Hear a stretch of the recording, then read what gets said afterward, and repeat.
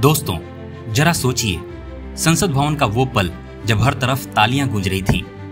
NDA के उम्मीदवार को जैसे ही 452 वोट मिले, विपक्ष चौंक गया और देश की जनता के कानों में गूंजने लगा एक नाम, सीपी राधाकृष्णन। ये वही राधाकृष्णन हैं जिन्हें कभी कोयम्बटूर की गलियों में सिर्फ एक साधारण लड़के के तौर पर जाना जाता था, लेकिन आज वही व्यक्ति भारत का 15वां उपराष्ट्रपति बनकर देश की दूसरी सबसे बड़ी कुर्सी पर बैठा है। सवाल उठता है कि आखिर कौन है ये शख्स, कैसे तय किया इन्होंने यह रोमांचक सफर। चलिए कहानी शुरू करते हैं। कहानी की शुरुआत होती है 20 अक्टूबर 1957 से, जब तमिलनाडु के तिरुपुर जिले में एक मध्यम वर्गीय परिवार में जन्म हुआ चंद्रपुरम पोनुस्वामी राधाकृष्णन का। जी हाँ, यही है उनका पूरा नाम। साधारण परिवार, साधारण हालात, लेकिन सपने बिल्कुल असाधारण। बचपन से ही पढ़ाई और खेल दोनों में अच्छा, टेबल टेनिस का चैंपियन और दौड़ में अव्वल। वीयू चिदम्बरम कॉलेज थूथुकुडी से उन्होंने बिजनेस एडमिनिस्ट्रेशन में डिग्री ली। लेकिन दोस्तों, पढ़ाई तो महज पहला पड़ाव था, असली सफर तो राजनीति का होना था। 16-17 साल की उम्र होती है खेलने कूदने की, लेकिन राधाकृष्णन उस उम्र में चले गए राष्ट्रीय स्वयंसेवक संघ की शाखाओं में। वही शाखाएं जहां सुबह का अनुशासन, देशभक्ति की गीत और संगठन की सीख दी जाती है। यहीं से उनकी सोच बदली, उनका जीवन बदला और उनकी दिशा तय हुई। कहते हैं संघ की शाखा राष्ट्रवादी नेताओं की फैक्ट्री है, और इस फैक्ट्री से निकले राधाकृष्णन ने राजनीति की असली बुनियाद रख दी। 1970 का दशक, जब देश की राजनीति उथल पुथल से गुजर रही थी, उस दौर में युवा राधाकृष्णन ने जनसंघ ज्वाइन किया। वक्त बीतता गया और जनसंघ बदलकर बना भारतीय जनता पार्टी। पार्टी बदली, नाम बदला, लेकिन राधाकृष्णन का समर्पण वही रहा। धीरे धीरे वो तमिलनाडु में भाजपा की पहचान बन गए। विपक्ष चाहे कांग्रेस हो या डीएमके, सब मानने लगे कि बीजेपी के चेहरा अगर साउथ में है तो वो यही हैं। अब आते हैं 1998 पर। ये वो साल था जब तमिलनाडु के कोयम्बटूर में बम धमाकों ने पूरे देश को हिला दिया। डर और गुस्से के माहौल में बीजेपी ने मैदान में उतारा राधाकृष्णन को। नतीजा, जनता ने उन्हें दिल खोलकर वोट दिए।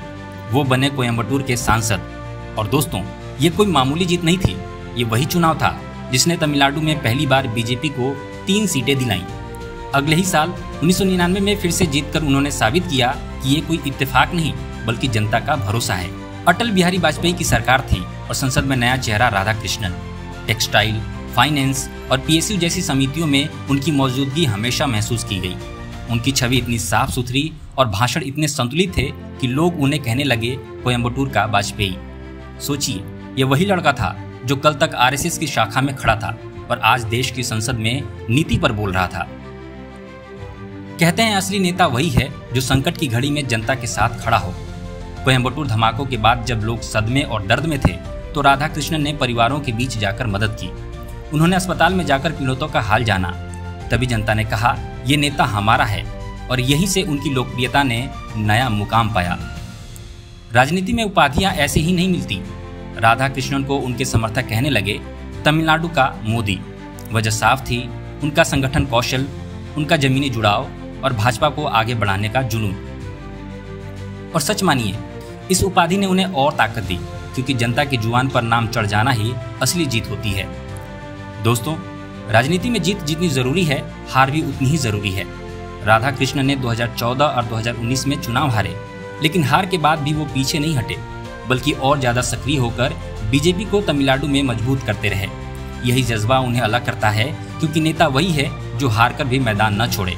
2004 से 2007 तक वो तमिलनाडु बीजेपी के प्रदेश अध्यक्ष रहे, और इसी दौरान उन्होंने निकाली 19,000 किलोमीटर लंबी रथ यात्रा। मकसद, नदियों का एकीकरण, आतंकवाद का विरोध और गलत के खिलाफ आवाज।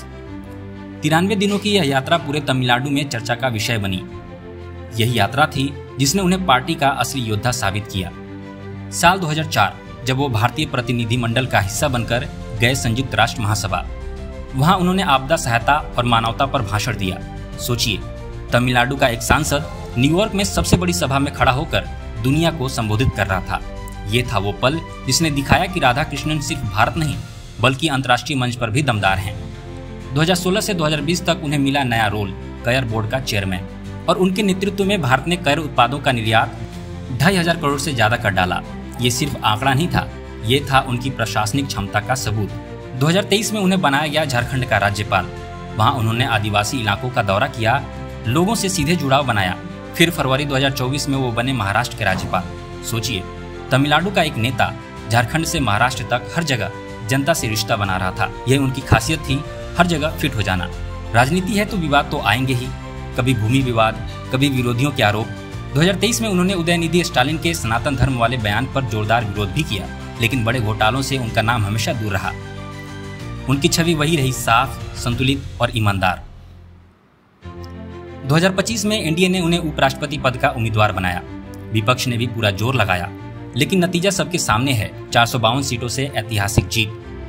98% मतदान के बीच उन्होंने विपक्ष को चित कर दिया और इस तरह साधारण परिवार का बेटा बन गया भारत का 15वां उपराष्ट्रपति।